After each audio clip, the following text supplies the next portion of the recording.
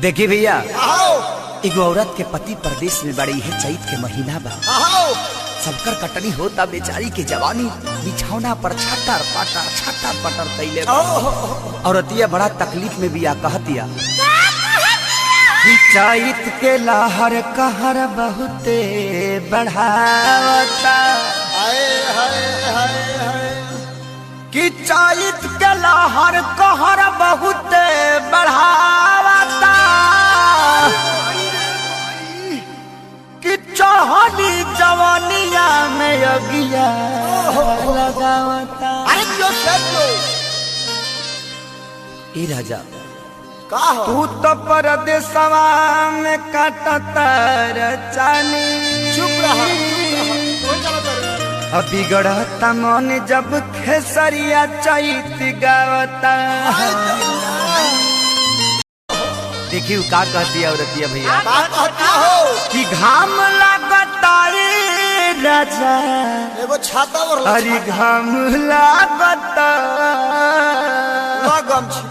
कि घाम लगता रे राजा, घाम लगता, आखिर काठी में घाम लगता रे राजा, घाम लगता, घाम लगता रे राजा, घाम लगता, टूटा बहराम करे लाल राम, टूटा बहराम करे लाल राम, चैत में हमरा घाम लगता।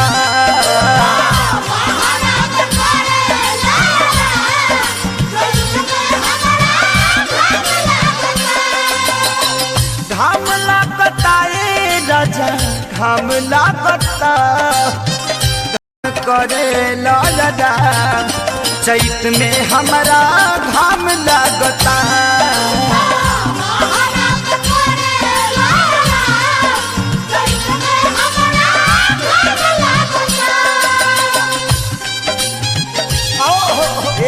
पंकज अरे दिया हो राजा, अरे बजाना बाजा, हे बुलबुल भैया,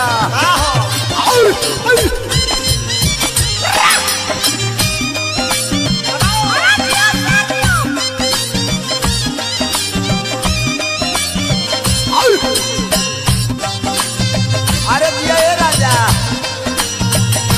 हे पप्पू भैया, छोटू भाई बाकरेगंज रहबा का, ए उमेश भैया, मोती भाई हो, ए पिंटू भाई, ए भोला चाचा, भाई जा खाता साराम जा। अरे क्यों दल धीराना में करता रे ड्यूटी, पछुआ के हवा मोर बिगाड़ देता ब्यूटी।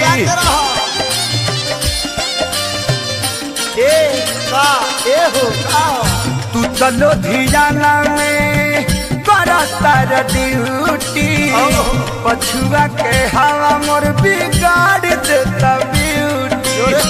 घाम लगता ये डियर, घाम लगता, घाम लगता ये डियर, घाम लगता, गरमी सहत नइखे नरम नरम चाम, गरमी सहत नइखे नरम हमर चाम, चैत में बड़ा घाम लगता।